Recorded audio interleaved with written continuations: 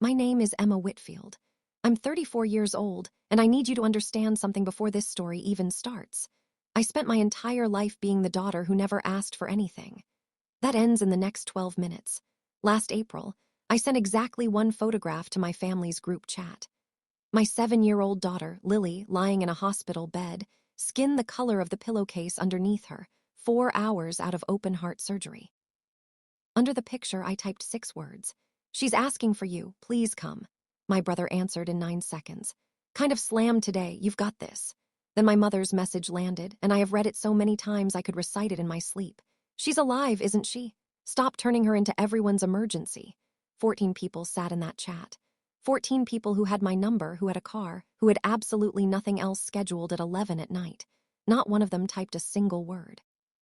And here's the part that should make you angry before we even get to the twist. I apologized. I typed, "It's fine, don't worry about it." Set the phone face down on my daughter's blanket, walked into an empty stairwell, and cried into my own fist so the sound wouldn't reach her room.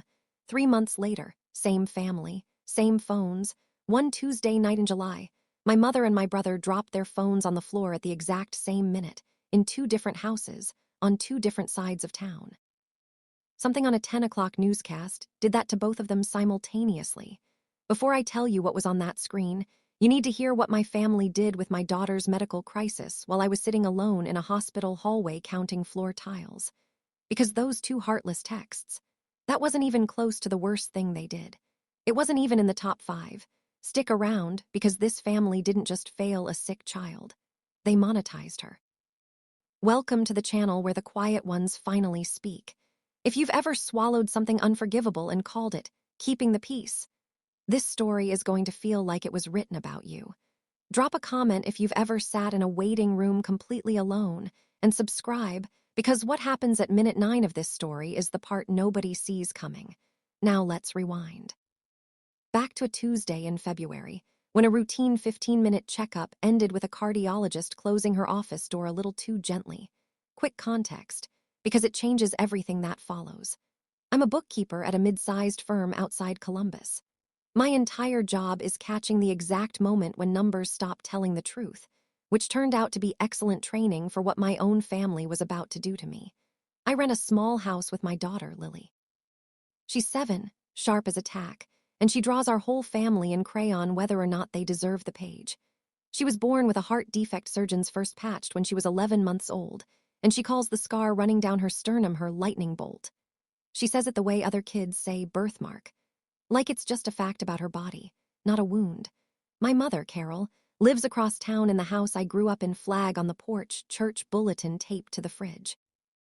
My older brother, Nathan, is 38, sells luxury real estate, and has his own face on a billboard smiling down at rush hour traffic.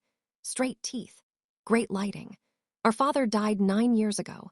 Heart disease runs in this family, and so does the family talent for making sure the neighbors see us handling it, even when nobody's actually handling anything. I put myself through night school starting at 19. I learned early that in this house, love wasn't something you were given. It was something you earned by never, ever needing help. I was the daughter who fixed things quietly. Nathan was the son who announced things loudly. My mother ran the difference between us like a business. For 34 years, that arrangement worked, mostly because every time it hurt me, I said the only 4 words I was ever trained to say. It's okay, really. By the end of February, that arrangement, and both hearts in this family, the real one beating in my daughter's chest and the fake one my family performed in public, was about to be tested at the same time, last week of February. Routine cardiology follow-up, the kind I'd sat through a dozen times, flipping through a magazine I never actually read. Except this time the ultrasound tech went quiet. Too quiet. And then Dr. Adami walked in and closed the door behind her with a softness that hit me somewhere in my spine before she said a single word. The valve they'd repaired when Lily was a baby was failing faster than anyone had projected. She used the careful, clinical words regurgitation, dilation, surgical window, and then, without any warning at all, one sentence with zero cushioning. "We can't wait past spring." Open heart surgery. A full valve repair, 90 minutes away at a children's hospital. Somewhere in the next 6 to 8 weeks. I did what I always do when the ground disappears. I made a list. I called the insurance company from a parking garage and stayed on hold so long I memorized the hold music. I asked about deductibles, pre-authorization, hotel rates near the hospital. And then, because 30 years of conditioning outranks common sense, I called my mother. I told her that her granddaughter needed her chest opened just to stay alive. There was a pause. I could hear the kitchen clock ticking behind her, the same one from my childhood. And her first question wasn't, "Is Lily scared?" It wasn't, "Are you okay?" It wasn't even, "What are her odds?" Her first question was, "Have you told anyone yet?" I remember staring at my own reflection in the car window, genuinely confused by the question. I understood it completely 48 hours later, because by that weekend, without one single phone call to me, my daughter's face, school photo, gap-toothed smile, Sunday dress was online, asking total strangers for money. They called it Hearts for Lily. My brother built the page on a Friday night. By Saturday morning, it had my daughter's school photo, a heartfelt paragraph about our family's fight, and a fundraising goal with a lot of zeros on the end. He never called me. He never texted me. I found out when a coworker hugged me in the break room and told me she'd already donated. My mother shared it to every group she belonged to with the caption, "Prayer warriors, our girl needs you now." Within a week, it went small-town viral. Local news ran a segment, and I need you to really picture the staging, because it matters for what comes later. My brother sat in the interview chair wearing a blazer the exact color of trustworthiness. My mother sat beside him, cradling a framed photo of Lily. I was invited to stand slightly behind them, out of frame, basically furniture that could cry on command if the camera needed it. The reporter asked my brother what the community's support meant to him. He touched his chest, looked directly into the lens, and said, "Family is everything to us." Total crossed $40,000 that night. I'll be honest with you, part of me was relieved. Surgery is brutally expensive, even with decent insurance, and I've never been too proud to accept help.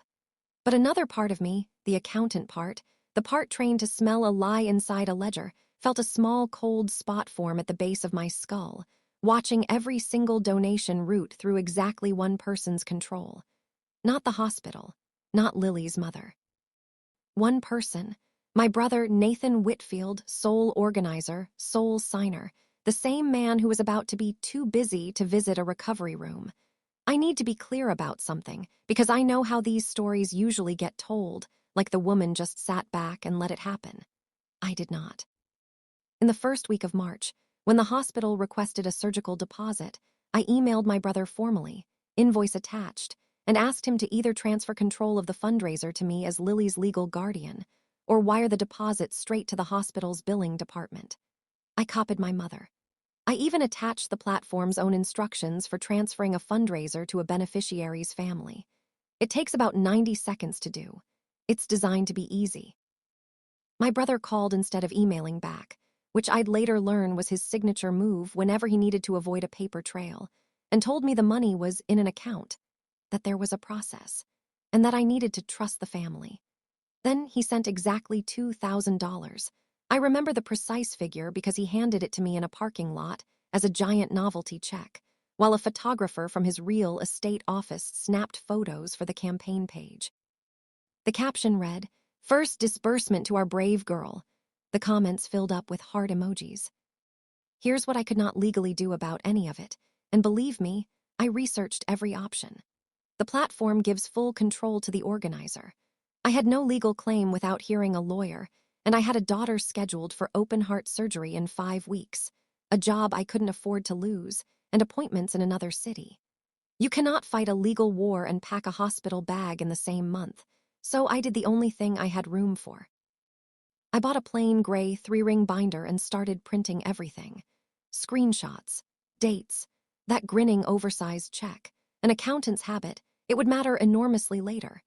Keep that binder in your mind, it comes back. They wheeled my daughter away from me at 7:26 in the morning. She was wearing a surgical cap covered in cartoon suns and told the anesthesiologist to be careful with my lightning bolt. I signed the consent forms with a hand I forced not to shake, then sat in a waiting room for 9 straight hours and memorized the pattern of floor tiles between my chair and the vending machine. 11 tiles. I texted the family group chat the moment she went under. 1 thumbs-up emoji from a cousin. Nothing from my mother. Nothing from my brother. Around noon, an ICU nurse named Dana, who had absolutely no reason to know my name, brought me a coffee I never asked for and said, "Nobody should have to count tiles alone." I have thought about that sentence more than almost anything my own family ever said to me. At 4:10, I opened my phone to check for updates and my thumb landed on social media instead. And that is exactly how I discovered where my family actually was, the Hearts for Lily Gala. A hotel ballroom. String lights. A step-and-repeat photo banner with my daughter's face printed on it a dozen times. My mother in a floor-length gown, wearing a sash that read Team Lily. My brother at a podium in a tuxedo. The post went live while my daughter was still on the operating table, caption reading, "Tonight, we celebrate hope." They had scheduled a party in her honor, 90 minutes away on the day of her actual surgery, and hadn't told me. Hadn't come. I sat with that information the way you sit with a cracked rib, shallow breaths, no sudden movements. Then the double doors opened, and Dr. Adami walked out in her scrub cap, and everything else on earth went silent because her face was about to tell me whether I still had a daughter. She made it. The repair held. Around 8:30 that evening, Lily surfaced from the anesthesia, found my face in the room, and asked the one question she'd apparently been saving. "Did Grandma come?" I told her Grandma knew she was safe. Lily nodded very seriously and said, "Tell her I still have my lightning bolt." So I took exactly one photograph. My daughter, pale, small, alive, thumbs up half raised, and sent it to the group chat of 14 people. I typed, "She's out, she's okay, she wants to see you." Gala I'd been watching on a live stream was just hitting dessert. My brother replied within 60 seconds. "Kind of slammed today, you've got this." My mother's reply landed while I was still staring at his. "She's alive, isn't she? Stop turning her into everyone's emergency." I stood in that ICU, surrounded by machines proving my daughter's heartbeat, and read those two sentences maybe 30 times. 12 other people saw both messages. 12 people who had shared the fundraiser, worn the sash, posted the hashtag. Not one of them typed a single word in response. I memorized every name in that silence. Then I did what 34 years of training had built into my spine. I typed, "It's okay, really," put the phone face down, and walked to a stairwell to cry with my fist against my mouth so the sound wouldn't reach her room. It's okay. My entire life compressed into 3 words. Remember that sentence, because the next time I said it out loud, there was a camera rolling and it meant something completely different. We came home 5 days later to a mailbox that had been busy without us. Hospital bills arrive in waves, like weather systems. Even solid insurance has an out-of-pocket max, and ours found its ceiling fast. Add gas, hotel nights, parking garage fees, 2 weeks of unpaid leave. My careful little spreadsheet put our actual damage north of $11,000. Meanwhile, the public fundraiser total sat there for anyone to read. $112,000. I'm an accountant. I didn't need a calculator to feel the size of that gap. I wrote to my brother again, formally, spreadsheet attached, requesting disbursement to cover Lily's actual medical costs. 3 days of silence. Then a transfer landed, $3,000, memo line reading final. Final. When I called him, he actually picked up, and in his best, showing a listing voice explained that the rest of the money was earmarked. The family, a committee I was apparently no longer a member of, had decided the remaining funds would be protected through something bigger than a single hospital bill. "We're building something in her honor, Em," he said. "It's what's best for everyone." I asked what exactly could possibly be bigger than the actual child that strangers had donated for. He said one word I want you to hold on to exactly the way I had to. Foundation. Then he had a showing to get to. It took me 11 days to find out what my brother had built using my daughter's name. It had a logo. It had a bank account. It had literally everything except her, the Lily Whitfield Foundation. I found it the boring way, a state registry search bar, registered in early May. Director, Nathan Whitfield. Treasurer, Carol Whitfield. Mission statement, supporting families facing pediatric cardiac challenges.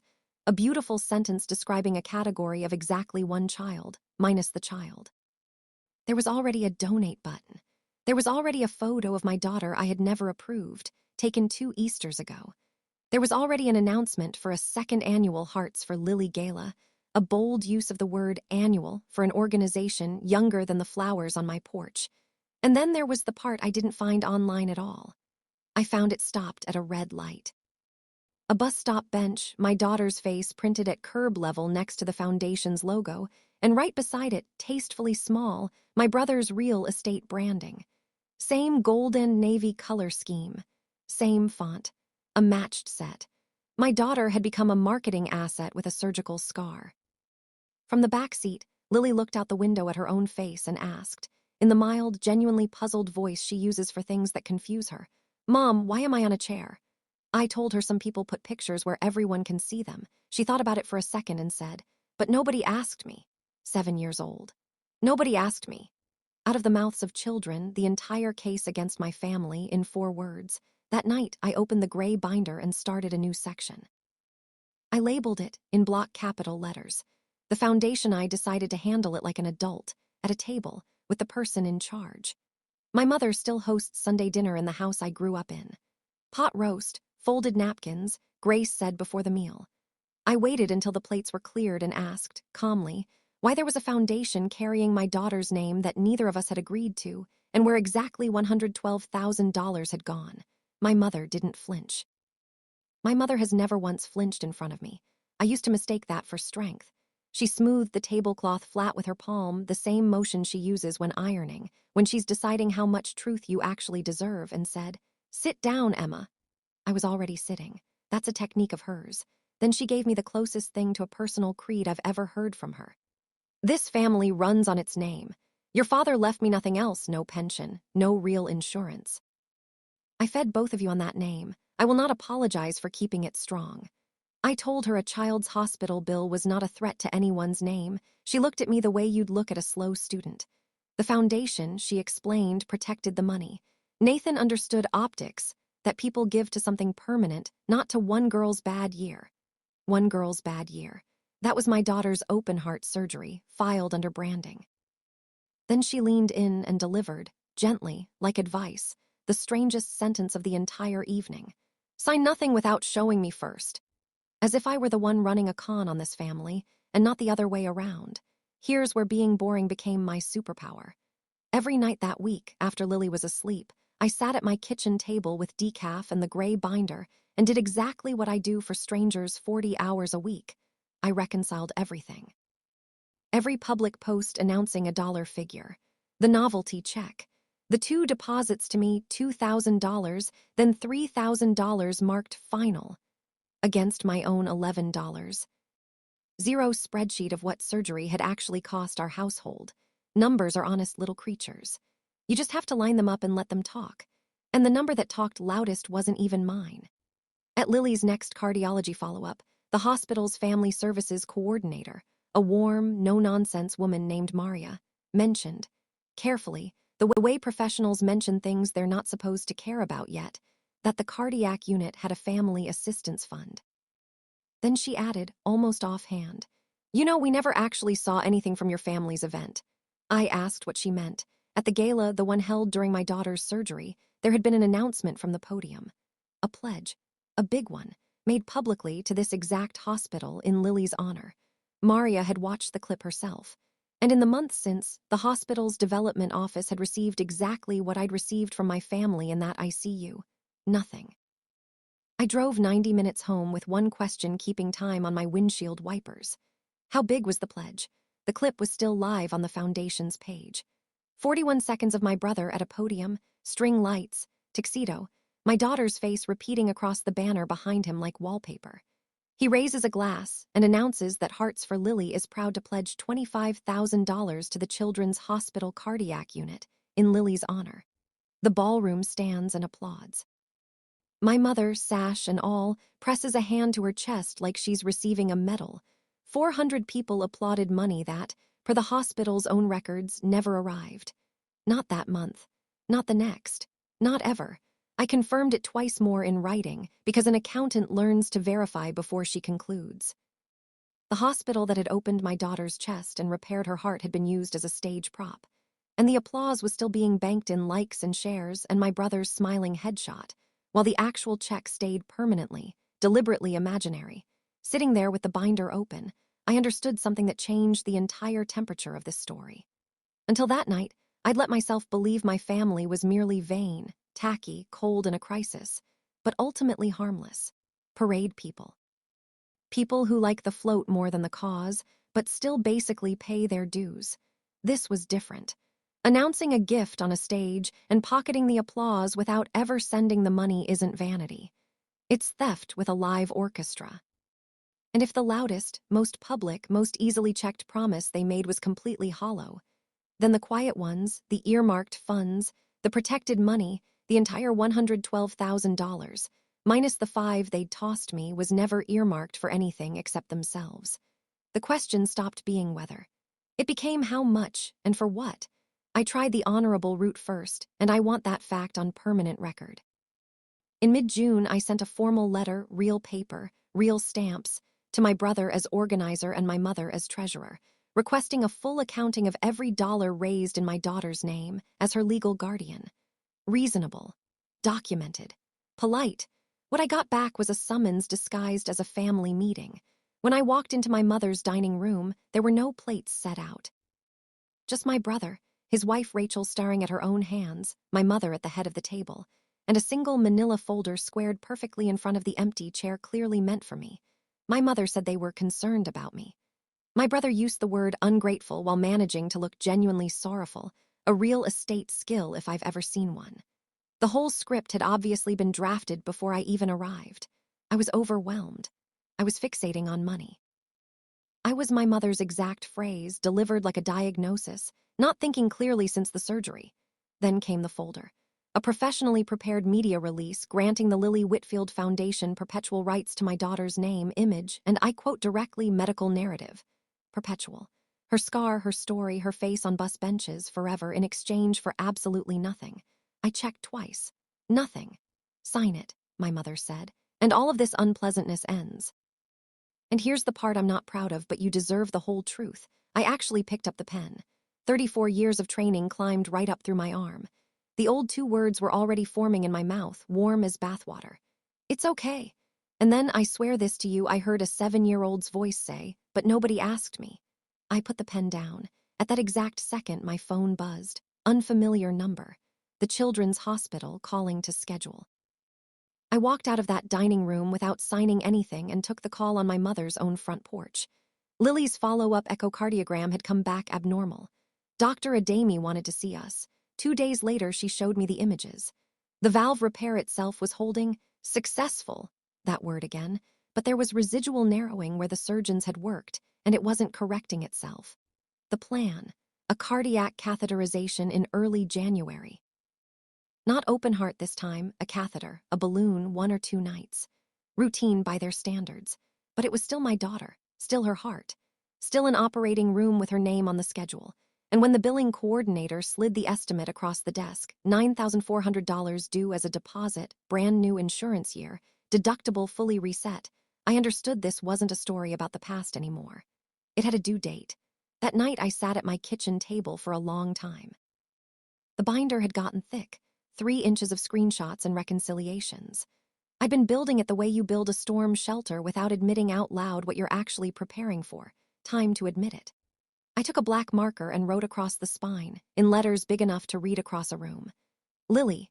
Everything. Then I opened my laptop, found the fundraising platforms, report misuse of funds, form I'd been circling for weeks, attached 30 pages of documentation, and hit submit. 48 hours later, my brother's name lit up my phone for the first time in a month. He was suddenly not busy at all. The platform did exactly what platforms do when the paper trail is clean. It froze the campaign pending review. Every withdrawal stopped cold. The public page grew a gray banner reading, funds under review, which, in a town our size, might as well have been a highway billboard. My brother called 11 times in one afternoon. I counted because by then I was counting everything. I let each call roll to voicemail and listened to the sequence like a weather system rolling through. Call 1, Big Brother voice. There's been a misunderstanding, call me back. Call 4, the negotiator. Let's keep this in the family, we can figure out a number. Call 9, the victim. You're really doing this to us. After everything. I looked around my empty kitchen for the everything. At 9:40 that night, one single voicemail from my mother. She never wasted calls, she placed them like stones. Her voice was level, almost gentle, which is her most dangerous register of all. Emma, I don't know what you think you're doing, but you will not burn this family's name over money. Call your brother. Fix what you broke. I played it 3 times. On the third pass, I finally heard what had been true my entire life. She never once mentioned Lily. Not in the ICU texts. Not at that dinner table. Not now. The money had never really mattered to her either, not deep down. There had only ever been one patient in my mother's personal hospital, the family name. And she'd spent her whole life keeping it alive, no matter what it cost the rest of us. A public post went up from her account that Sunday, written in her best condolence-scarred voice. It never once said my name, that was the craft of it. It spoke vaguely of a season of trials, of a young mother under terrible strain, of how illness tests everyone, not just the patient. And then the sentence doing all the real work, polished like a doorknob. The foundation exists so that every generously donated dollar is protected, no matter what pressures any one person may currently be under. Protected. From me. The mother who'd slept in a vinyl recliner for 5 straight nights had just been rebranded, in one paragraph, as the unstable woman the money needed defending against. By Monday, it had jumped the fence completely. A client asked my boss, very delicately, if I was doing all right. 2 other mothers at Lily's swim class went silent the second I sat down in the bleachers. That specific silence of a conversation you were just the topic of. I had documents. My mother had 40 years of casseroles delivered to exactly the right porches at exactly the right funerals. That's its own kind of currency, and she was spending it with precision. Then, on a Wednesday morning, someone knocked on my door. It wasn't a neighbor. She was polite, mid-30s, county badge on a lanyard, a caseworker. There had been an anonymous call, she explained, expressing concern about a medically fragile child and her mother's capacity to provide appropriate care. She was required to follow up. She was sorry. Could she come inside? I stood in my own doorway gripping the frame, forced myself to breathe like an accountant, and let her in because only innocent people with color-coded binders let strangers into their homes without a fight. She saw a spotless house. A medication schedule magnet on the fridge, dated and initialed. Follow-up appointments marked on a wall calendar. A stocked pantry. A 7-year-old's drawings taped up at exactly 7-year-old height. She asked gentle questions and wrote careful notes, and weeks later a letter arrived with the word unfounded, legally, the end of it. But legally is not the only ledger that exists, because Lily, home that day with a summer cold, had heard 10 seconds of the wrong conversation from the top of the stairs. After the caseworker left, I found her sitting on the landing, stuffed rabbit clutched to her chest. "Is the lady going to take me?" she asked. I will not describe exactly what that question did to me. I sat on the step below her and told her the truth in 7-year-old words. "No, never. She checks on kids and she saw that we're okay." Lily studied me the way she studies everything, then delivered her verdict. "We're more than okay." I agreed completely. I never found out for certain who made that call. I have been very careful never to claim that I know. That night my phone buzzed. Rachel, my brother's wife. Coffee, not at my house. We met at a diner off the interstate Thursday morning. Pie under glass. Nobody either of us knew. Rachel looked like she hadn't slept properly since spring. 11 years as my sister-in-law, never close, but she'd sent a real handwritten card to the hospital in April, which, by this family's standards, made her a genuine war hero. She stirred her coffee for a while, made small talk that felt like a fence going up. Then she stopped and said, "I do the books for his office, you know. Nathan can't run a spreadsheet to save his life." She slid a plain manila folder across the table and kept 2 fingers on it a beat longer than necessary. Her expression wasn't guilt. It was grief inside. Bank statements for the foundation's account, printed slightly crooked on somebody's home printer. She walked me through them in a flat bookkeeper's voice while my coffee went cold. A 5-figure deposit to a lakeside resort, labeled planning retreat. Attendees. 2, both surnamed Whitfield. Monthly payments on my brother's new truck, coded marketing vehicle. A kitchen contractor's invoice, paid in full from foundation funds, memo line. Office renovation. For the office my mother runs out of the same kitchen where I learned to say it's okay for the first time. Line after line, my daughter's donated heart money, walking out the door in work boots. I asked Rachel why she was showing me this. She looked out at the parking lot for a long moment. "Because I sat at that table," she said, "the night they rehearsed exactly what to say about you. And I kept thinking my kids are watching this. My kids carry this family name too." Then she said the sentence I carried into every single room after that one. "If you use this, use it right. Not to win. Right." She left first.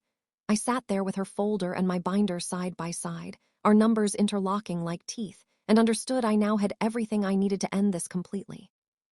And that paper sitting on a diner table ends absolutely nothing by itself. Paper is only potential. Someone has to close the circuit and pay whatever the voltage actually costs. Clipped to the very last page of Rachel's folder was a business card, a name I already recognized. A local investigative reporter with a segment literally called Follow the Money. I emailed the tip line Friday. She called me back before I'd finished my first coffee Monday morning.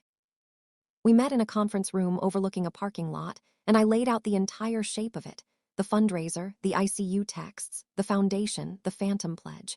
She listened for 20 straight minutes without touching her pen, which I later learned is what she does when a story is real. When I finished, she said the thing that made me trust her completely. I ran the feel-good piece on your brother back in March. Blazer, giant check. Family is everything. I put that on air. So I own a piece of this too. Then she laid out the mechanics plainly, respectfully. A story like this needs 3 legs or it collapses. 1, documents. I had 2 families worth of bookkeeping.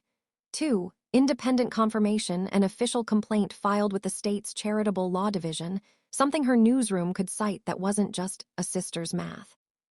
3, and she looked at me the way you look at someone before handing them something heavy, a source on camera, on the record, name and face, someone the audience could actually weigh with their own eyes. Sources with faces, Emma, she said. Otherwise it's just gossip with graphics.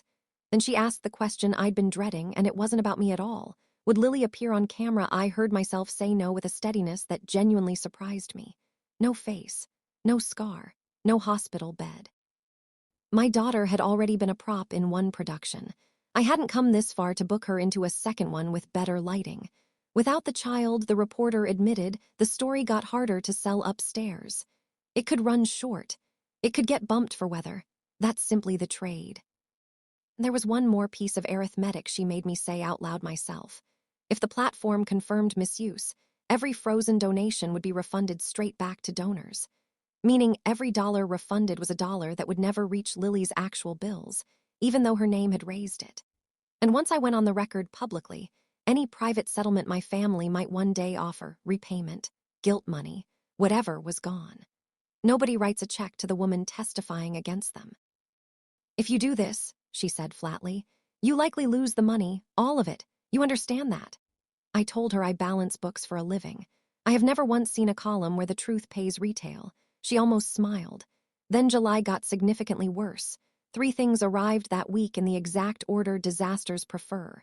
First, the hospital called with Lily's catheterization date 2nd week of January, pre-op the day before. Then the billing packet followed by mail, deposit line in bold, $9,400 due by the end of December. The Frozen campaign sat there, useless, $17,000 of strangers' kindness that could no longer legally reach the actual child on the label, no matter who eventually won this fight. And then the 3rd envelope, heavy paper, a law firm's letterhead. A cease and desist, warning that if I continued making false and defamatory statements about the Lily Whitfield Foundation, its officers reserved the right to pursue all available remedies. I read it at my kitchen table at midnight, binder on my left, hospital bill on my right, the letter squared dead center like a dare. I won't pretend it didn't work on me for a few hours, because that's exactly what letters like that are designed to do. They're not law, they're weather. A cold front made of serif fonts. I looked up what I already half knew and confirmed it twice. Truth is an absolute defense to defamation.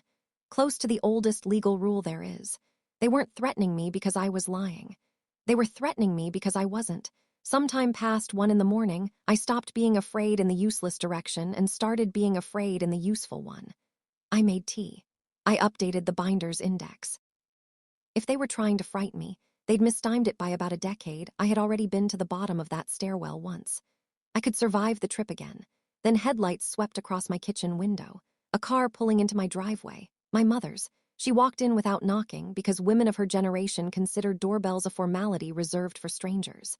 She sat at my kitchen table, and for the first time in my entire adult life, she genuinely looked her age. No sash, no church voice. Just Carol Whitfield, 61 years old, cardigan, car keys still gripped in one hand like she might need a fast exit. She saw the binder and didn't ask about it. Instead, she told me a story I'd only ever heard in fragments. When my father died 9 years ago, his life insurance had quietly lapsed, one of several things he'd let slip silently without telling her. There was a mortgage, a funeral, 2 grown kids who still needed launching into the world. She woke up a 60-hour-a-week widow running on a casserole delivery schedule. "You remember the food," she said. "You don't remember why it kept coming. It kept coming because of the name I built. Because I ironed my funeral dress and smiled for 9 straight years, Emma. Reputation is the only pension a woman like me ever gets." One long moment, I saw the whole picture clearly. The girl who married at 20, the widow doing brutal arithmetic in a church pew. The woman who learned, the hard way, that being publicly seen as good was the one currency that never bounced. My mother isn't a monster. She's a true believer. She believes in the family name the exact way other people believe in God or compound interest. And she fed her own granddaughter to it and called that stewardship. Then she reached into her purse and set an envelope on my table. $10,000 in cash.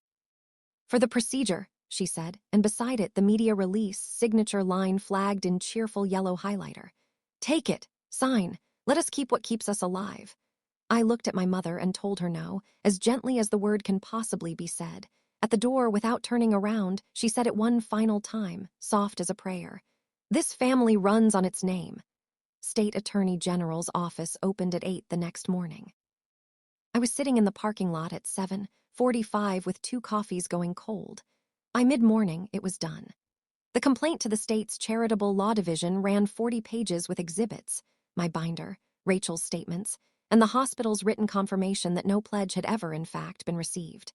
At the end of it, I signed a sworn affidavit, my name in blue ink under the word true, a notary stamp beside it like a wax seal closing off my old life for good. Some signatures you can walk back. This wasn't one of them, and I knew it while the pen was still moving. My hand stayed level anyway. That same afternoon, I sat in a news station conference room and signed a second document, an on-camera interview agreement with my own conditions written directly into it, initialed by the producer, because I don't do handshake deals anymore. No footage of Lily. No photographs of Lily. No hospital imagery. No school name. Nothing that could let a single stranger find my daughter. The reporter read my markups and slid them straight to the producer without a word of pushback. He objected exactly once. "Without the kid, I might lose the 10 o'clock slot." I told him, "Then lose it. You get the mother and the math." She wrote that line down, said it was the promo. She wasn't wrong. Then I lifted the gray binder and Rachel's folder out of my bag and set them both on the table, and the entire room went quiet, the specific quiet a room gets when weight actually changes hands. Tapping. Friday. Air date. Tuesday, 10 p.m. standard practice. I was warned. Meant the station would call my brother and my mother for comment on Monday. No ambush. Real journalism knocks first. Which gave my family 30 hours to do their absolute worst, and gave me 4 days to hold my nerve. The studio was colder than I expected and brighter than direct sunlight. They clipped a microphone to my collar, powdered my forehead, and told me I'd do great. Then it was just 2 cameras and the specific silence that money costs. She walked me through the numbers first, since we'd agreed the numbers were the spine of the whole segment. $112,000 raised. $5,000 sent to the actual child's household. $25,000 pledged on a stage to a children's hospital, and never sent. A resort, a truck, a kitchen renovation. I answered every question exactly like the accountant I am. Then she asked about the night of April 14th. And I did the thing I'd practiced not practicing. I took out my phone, opened the family group chat, and read it aloud to the cameras exactly as it was written. "She's out. She's okay. She wants to see you." Then my brother, "Kind of slammed today. You've got this." Then my mother, "She's alive, isn't she? Stop turning her into everyone's emergency." I read them slowly, the way you read numbers into a deposition, because a thing read slowly can never later be waved off as just temper. She let the silence sit for a moment, then asked gently, "And what did you reply?" "It's okay," I said. And then I stopped, and something I'd been carrying for 34 years finally set itself down. "I've been saying that my whole life," I told her. "To my mother, to my brother, it was never okay, not once. I just kept absorbing the cost of it and calling it love." She nodded and let the moment breathe. I heard a camera operator swallow audibly. Over the weekend, the station cut a 15-second promo. No names, no faces, just a blurred check and a voiceover. A local feel-good fundraiser. Where did the money really go? Tuesday at 10. And here is the single truest sentence in this entire story. My brother shared that exact promo on his own business page with the caption, "Hope it's not my competition." Monday afternoon, the station's calls went out. One to my brother, one to my mother. Tuesday arrived anyway. At 6 o'clock Tuesday evening, 4 hours before air, my mother appeared on my porch holding a manila envelope thick enough to prop a door open. I saw her car through the kitchen window and stepped outside before she could knock. Some conversations don't belong inside a house where a 7-year-old is quietly coloring. She told me what was inside before I could even ask. $40,000. Full repayment, she said. Every cent you claim we owe and then some. Nathan is selling the truck. I took a loan against the house. Her voice was doing something I had genuinely never heard it do before. It was asking. Call the reporter. Tell her you exaggerated. This ends tonight. The foundation dissolves quietly in the fall. The family stays a family. I'm going to be completely honest about that exact moment because honesty is the entire point of telling you this story at all. I wanted it. Badly. It was Lily's deposit and an entire year of breathing room, and my mother, for the very first time in my life, paying a real, tangible price just to keep me. Every previous version of me that had ever said it's okay was standing on that porch in a choir, humming along. And the price tag was small, wasn't it? One phone call. One more quietly absorbed cost. Lily would never know. The donors would never know. Only I would know, which is precisely how it had always worked, which is exactly why it had always worked. And that's the second I finally saw the entire machine clearly, for the first time in 34 years. My silence was the fuel it ran on. And it would keep running on it forever. And one day it would teach my own daughter to say it's okay with her own blood, exactly the way it had taught me. My mother watched me stare at the envelope and made her closing argument, the only one she has ever truly had. This family runs on its name, Emma. You are about to burn down the only roof we ever had. I said it quietly, because quiet was all I had left and all I needed. My daughter is not a name, Mom. Names don't sit in waiting rooms. I pushed the envelope back across the space between us, fingertips steady on the paper, feeling the exact weight of what it had cost her to bring it. Her face came apart just once, just for a second.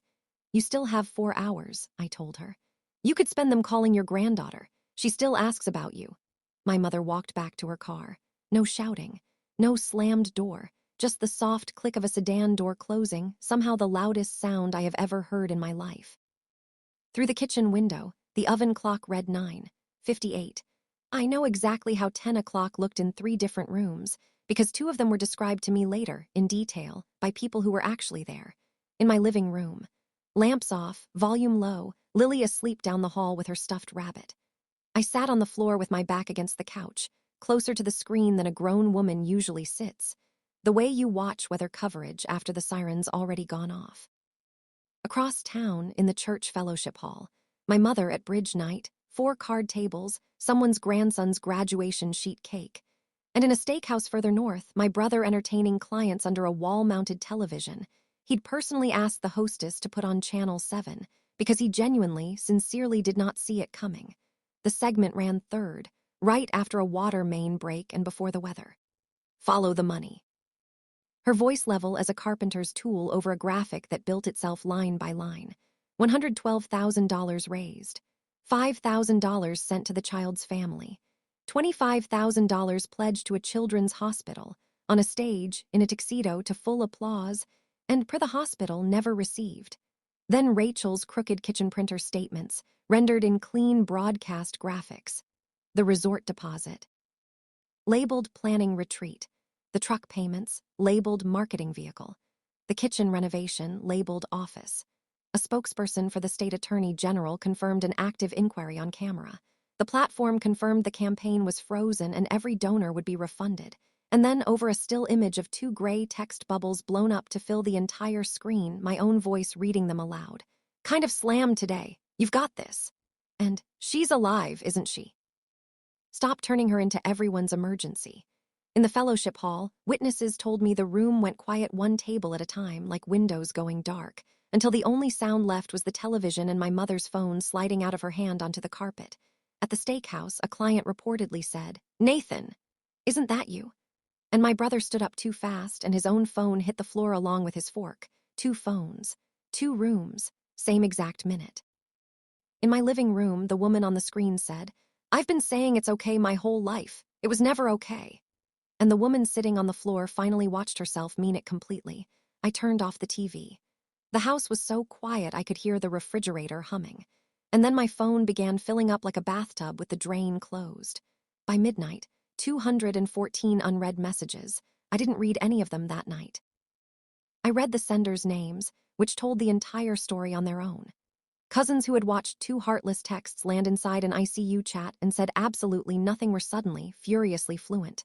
A gray tant, 2 church deacons, numbers I didn't even recognize, and stitched all through the flood my mother, calling on the hour like a clock striking. I let every single one go to voicemail and listened to them later at my kitchen table with the lights off. 10:40 p.m. Fury. The "you're burning this family" voice, words like betrayal and ungrateful. A threat about lawyers who'd already been paid and forgotten. 11:30 p.m. Damage control. Eerily composed phrases clearly built for forwarding. Misunderstanding. Out of context. Handling it as a family.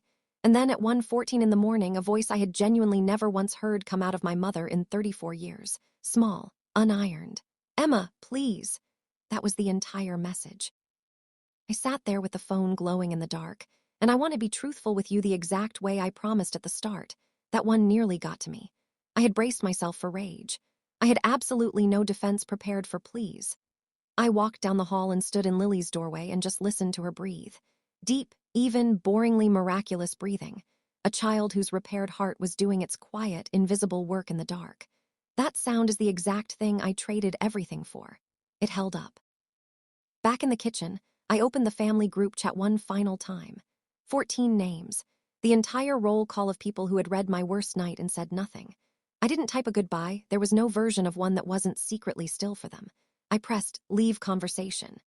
The screen asked if I was sure. For once in my entire life, I was. By Wednesday morning, the story had jumped every bank it had. A national morning show ran 40 seconds of it in their daily outrage roundup. Aggregator pages posted the text message graphic, and strangers in other time zones were reading my mother's exact words over their cereal. The consequences didn't arrive as lightning. They arrived as paperwork, which is, in the real world, how consequences actually move. My brother's brokerage released a statement containing the phrase, "does not reflect our values," and quietly pulled his listings. His billboard on the highway became a mattress ad within a month.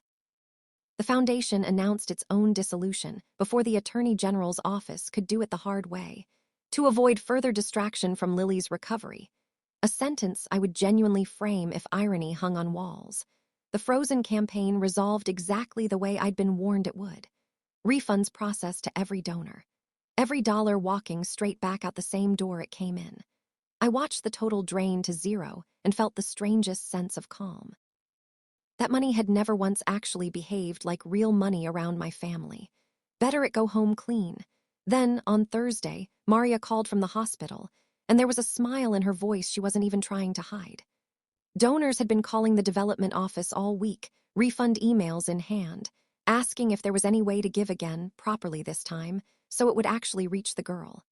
There was. There had always been.